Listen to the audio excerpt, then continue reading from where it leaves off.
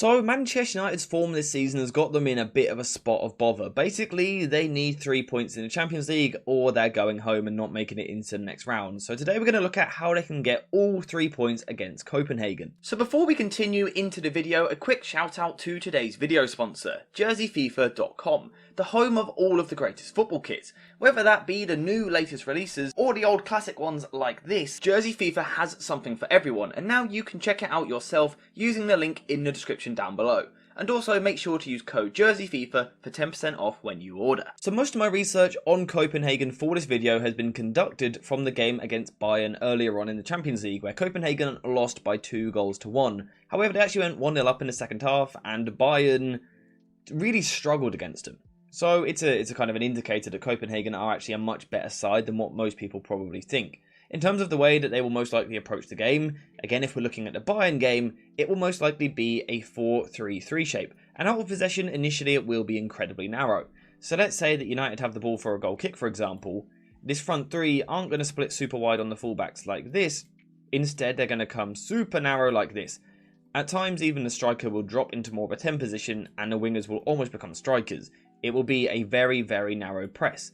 Now, you might think the obvious solution to this problem is for Onana to therefore go wide to the fullback. However, the Copenhagen midfielders are really good at covering the ground to make sure that they get out here and, go man for man in this approach. So it will not be easy for Manchester United to play the ball out from the back in this particular game. I think it will be a challenge. However, I think the key will be to be calm and patient on the ball in deep areas.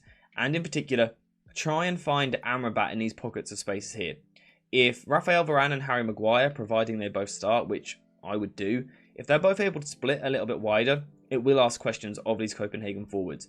And the wider they split, the better basically, because it's going to separate this front two. And what we're trying to do basically is get Amrabat in a free bit of space. So can United draw something in like this and go like that and play around the press basically?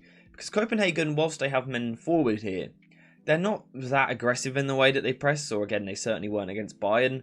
They've got men forward in these areas, but they're not super aggressive. They don't really back up the press incredibly well. So it won't be easy for United, but I think if United are calm, patient, but also efficient on the ball, I think they should be able to kind of create this 4 versus 3 situation here, with the ball playing ability of Onana and Amrabat in particular being really important. I think there should be enough here.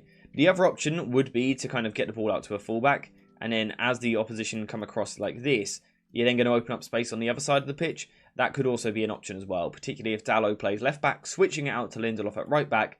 That could definitely be a way in which United move the ball from the back. So I don't think it will be easy, but I do think United will be able to do it well enough for large periods. So if this is the case, Manchester United should be able to move the ball forward towards the middle third, where from here the most important thing is about temperament and about mentality and idea basically. Yes, we can talk about tactical structure and setup, as we will do in a second, but ultimately the players have to be better on the ball. We saw it again in the first half against Sheffield United the other day. United were far too loose in possession, far too keen to play forward too quickly. Bruno Fernandes borderline should be dropped for this game, and I would really consider it if I was manager. In fact, I probably would do it, but I don't think Ten Hag will.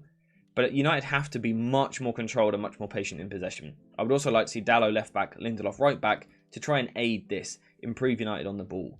Now, if United are able to get a slightly more patient approach, of course it's never going to be the most patient approach in the world, but if United are able to take their time a little bit more, there are ways you can hurt Copenhagen. Now, initially they will be quite compact in this sort of 4-5-1 shape. And basically what they want to do is be quite solid in this mid-block, force the ball backwards, and then try and steal a couple of yards off you, basically.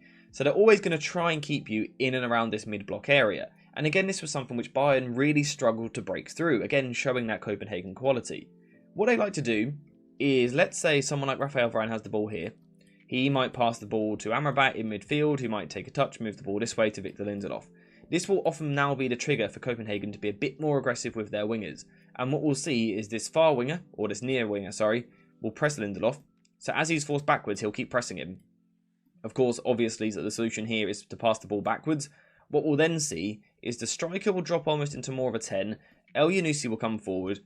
And they almost start to become a bit of a diamond out of possession. And the idea here is they almost don't even want to take possession of you here because they're still not that intense.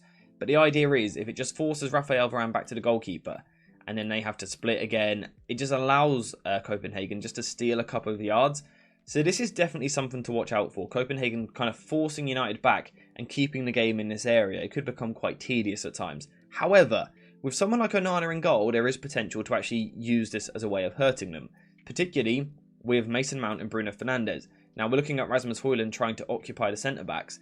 As Copenhagen force United backwards, force the ball backwards like this, this could be a weapon where, as Copenhagen are kind of caught stepping forward, if you can time the run right with someone like Mason Mount or Bruno Fernandes, there's definitely potential for United to now go in behind the defence, go long over the top and try and hurt Copenhagen in that way. Again, I think it's something which could be really effective in this game, and you should watch out for it. Another trigger to watch out for in this game is if someone like Harry Maguire has the ball at left centre-back and plays the ball to the right to Raphael Varane. And the reason for this is because if it is Raphael Varane in the team, or even potentially Maguire at right centre-back, we know that they like to step forward with the ball and be quite aggressive stepping into midfield. Varane is actually a very aggressive ball carrier. This can often be the trigger for Copenhagen in midfield to now step out and be aggressive. However, again, I think because they don't do it that well all the time, I think it's an area which you can really exploit. Now, it's something I really noticed in the Bayern game, but Bayern never seemed to quite click onto it and really take advantage of it, if you like. Gonçalves, the number 9 here, likes to get into this area. As Raphael Varane comes forward with the ball, as the right centre-back forward steps forward, Gonçalves gets drawn out a little bit. Now, of course, that's fine because it means Copenhagen can kind of shuttle into a 4-4-2 shape. However, it takes time to do that. And again, if you get the timing of movement right, there is this big old gap which opens up in their side. And again, they're not the most intense off the ball. They don't cover the ground at an alarming rate. There is real potential to open up gaps in here, particularly if someone like Victor Lindelof at right back drops deep as Raphael Varane steps forward, because it now asks the question of the left winger. So I think you can open up this little bit of space here. And I would almost be tempted to play Mason Mount on the right-hand side for his ability on the half-turn in these areas. Although, again, I think Ten Hag's more likely to go with Bruno Fernandes. But this is definitely, and I mean definitely, an area where United can really hurt Copenhagen. As they're kind of caught shuffling between this 4-5-1 into the 4-4-2, they really leave spaces here. Let's say Rasmus Højlund at the same time is making an aggressive run so the centre-back can't come out. There's definitely potential to get some players in these half spaces, either side of this central area, where again I think United can be incredibly dangerous. Now those are obviously potential weaknesses in the Copenhagen system which could be exploited, but I also think it's important that United improve in what they're doing themselves as well. It's not just about exploiting the opposition, but also making sure that you improve your general play as well. It's why I'd like to see Lindelof at right back and Dalot at left back. I think it provides a better understanding to almost play this off-balance 3-2 shape. So Lindelof is still on the right-hand side providing width, but he's a little bit deeper. Dalot on the left-hand side can at times be tucked in, at times overlap, at times underlap. And also with Mason Mount coming into the side, this is another player who suits a lot of rotations. At times he can drop deep if Dalot wants to push forward. But what you'll see is if we compare this to the other day where we had Lindelof in this area, this now feels much more natural. And if we're talking about trying to connect and create in the final third, I think having this sort of triangle of Marcus Rashford, Diogo Dalot and Mason Mount is much better than having Victor Lindelof and Marcus Rashford. You know, these are much better players to provide a creative spark with. And we know that Rashford, the other day, was absolutely brilliant with his dribbling. If you can then get players in and around him to try and produce something in the final third, I think this is a much better way in which United can be effective. Also the ball carrying ability of Mason Mount. And then if United are able to do these things well, there is every potential here to get this sort of front five up against a back four situation, which we talk about quite a lot. If you're able to draw them over man for man like this, let's say Bruno Fernandes is pushed into the half space, there's definitely potential to get the ball going backwards and then switching it, particularly with someone like Harry Maguire, again Diogo Dalot tucked in, Sofiane Amrabat, into these wide areas where again you then try and attack and be aggressive and take a bit more risk in the final third. And I think that's the key. Take the risks in the final third. We don't need to be taking risks in deeper areas. We need to see much better possession. Amrabat, Mason Mount, Diogo Dalot will be key to that. I don't want to see Bruno Fernandes dropping too deep because he's not good enough. He's not secure enough on the ball to play this deeper role. So I want to see Mason Mount in the starting 11 and dropping into these positions. I want to see Dalot getting into these positions.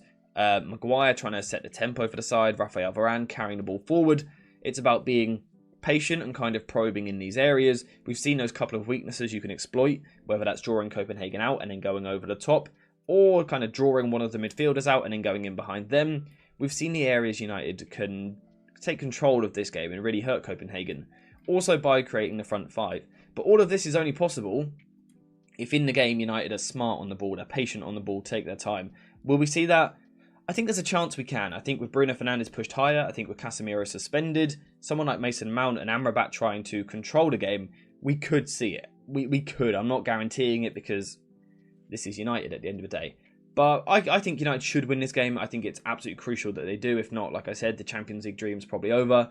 So yeah, that's all I've really got to say for today's video. Let me know what you think, though, in the comments down below. What are your score predictions? What would your starting 11 be? Let me know who the first goal scorer is going to be. All of that. And also, if you've spotted any other weaknesses in the Copenhagen side, let me know. And also, the big decision, would you start Bruno Fernandes? Personally, I would be so tempted to drop him, but I think Ten Hag will still start as captain. But again, let me know what you think in the comments down below. Apart from that, thank you guys for watching. I hope you have enjoyed it. And as always, I'll see you in the next one.